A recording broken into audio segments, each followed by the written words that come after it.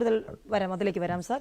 ശ്രീ കവടിയാർ ഹരികുമാർ, ഇവിടെ എന്തുകൊണ്ട് കേരളത്തിൽ ഈ കണക്കുകൾ കൂടുന്നു എന്നുള്ളതിന്റെ കാര്യം ഇവിടെ സാർ വിശദീകരിക്കേണ്ടത്. അപ്പോൾ എന്തൊക്കെ നമ്മൾ ചെയ്യാമെന്നുള്ള കാര്യം ഇവിടെ സൂചിപ്പിച്ചു. പക്ഷേ അതേസമയം ഈ അപൂർവ രോഗം ഉണ്ടാകുമ്പോൾ അത് നിയന്ത്രിക്കുന്നതിൽ പരാജയപ്പെട്ടു, സർക്കാർ ആരോഗ്യവകുപ്പ് പരാജയപ്പെട്ടു എന്നുള്ള പ്രതിപക്ഷത്തിന്റെ ആരോപണം, അതിനെ താങ്കൾ എങ്ങനെയാണ് കാണുന്നത്? പ്രത്യേകിച്ചും ഇതുമായി ബന്ധപ്പെട്ട വർഷങ്ങളായി വലിയ പോരാട്ടം തന്നെ മനുഷ്യാവകാശ പ്രവർത്തനം കൂടിയായി താങ്കൾ നടത്തിക്കൊണ്ടിരിക്കുകയാണ്. തിരുവനന്തപുരത്ത് ആദ്യ മരണം ഇതുമായി ബന്ധപ്പെട്ട് ഉണ്ടായതിന് പിന്നാലെ തന്നെ താങ്കൾ അതിന്റെ പോരാട്ടം തുടങ്ങിയതാണ്. എന്താണ് ആമുഖമായി പറയാനുള്ളത്? ഇതിൽ വന്നിരിക്കുന്നത് ഈ മനുഷ്യൻ്റെ ഒരു പ്രധാനപ്പെട്ട ജീവനാഡിയാണ് ജലം. ഇപ്പം നേരത്തെ സാറ് സൂചിപ്പിച്ച പോലെ 2016 നമുക്കിത് തുടങ്ങിയിട്ടുണ്ട്.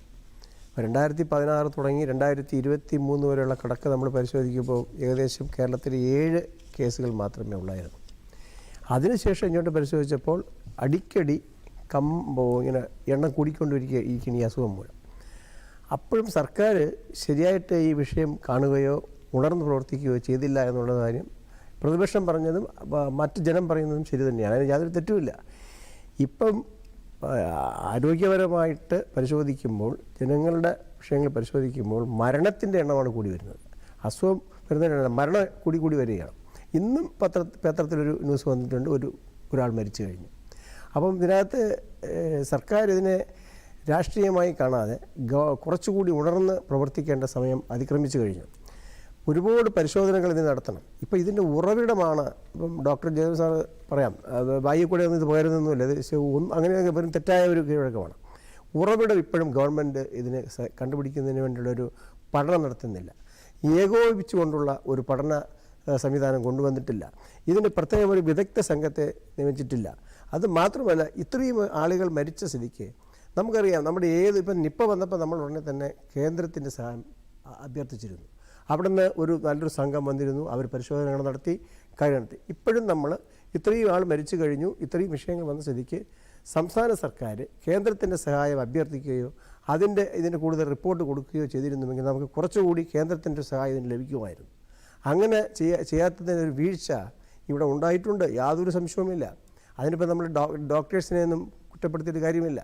ഏകോപിച്ചെടുക്കുന്നതിൽ വളരെ പരാജയം വന്നിരിക്കുന്നു. അതുകൊണ്ടാണ് നമുക്ക് ഇപ്പോഴും ഉറവിടം കണ്ടുപിടിക്കാൻ പറ്റാത്തത്. പഠനങ്ങൾ നടത്താൻ നമ്മൾ താമസിച്ചു കഴിഞ്ഞു. ഇപ്പോഴും നമ്മൾ ശരിയായിട്ടൊരു പഠനത്തിലേക്ക് എത്തിയിട്ടില്ല. ഇപ്പം നമ്മൾ താൽക്കാലികമായിട്ടുള്ള മരുന്നുകൾ കൊടുത്താണ് മുന്നോട്ട് പോകുന്നത്. ഇത് എവിടെ നിന്ന് വരുന്നു, എങ്ങനെ വരുന്നു എന്ന് കണ്ടുപിടിക്കാൻ പരാജയപ്പെട്ടുകൊണ്ടിരിക്കുന്ന സാഹചര്യത്തിൽ ഇതിനി ആളുകളുടെ രോഗം കൂടുന്നു, നമുക്ക് മരണം കൂടുന്നു. ഇതിൽ പ്രതിപക്ഷം പറയുന്നത് തെറ്റൊന്നുമില്ല. ഇപ്പം ഇന്നലെ സമരം നടത്തിയ നമ്മുടെ യുവാക്കൾക്ക് നേരെ ജലപീരങ്കി പ്രയോഗിച്ചു. ആ ജലം വരുന്നത് ഏതോ കുളത്തിൽ നിന്നാണ്. അത് ഇനിയിപ്പോൾ നമുക്ക് അത് ചൂണ്ടിക്കാണിക്കേണ്ടതായിട്ട് വരും. കമ്മീഷനെ ചിലപ്പോൾ അവർ കമ്മീഷനെ സമീപിക്കാൻ പോവുകയാണ്. എന്നോട് ഇത് ബന്ധപ്പെട്ട് ചോദിച്ചിരുന്നു. അതായത് ഈ ജലപീരങ്കി പ്രയോഗിക്കുന്നതിൽ മാർഗനിർദ്ദേശം വേണമെന്നുള്ള ആവശ്യമാണ് അവർ മുന്നോട്ട് വെച്ചിരിക്കുന്നത്. സാഹചര്യത്തിൽ വേണമെന്നുള്ളതാണ്. ഈ സാഹചര്യത്തിൽ വേണം, ഒരു സംശയമുണ്ട്. ജലപീരങ്കി ഇപ്പം വേസ്റ്റ് കുളത്ത് വെള്ളം കൊണ്ടുവന്നാണ് അടിച്ചങ്ങ് വിടുന്നത്. ഇത് അവിടെ എല്ലാ തരത്തിലുള്ള അഴുക്ക് ഉണ്ട്, അമീബ കാണാം, മറ്റ് എല്ലാ വിഷയങ്ങളും ഉണ്ട്.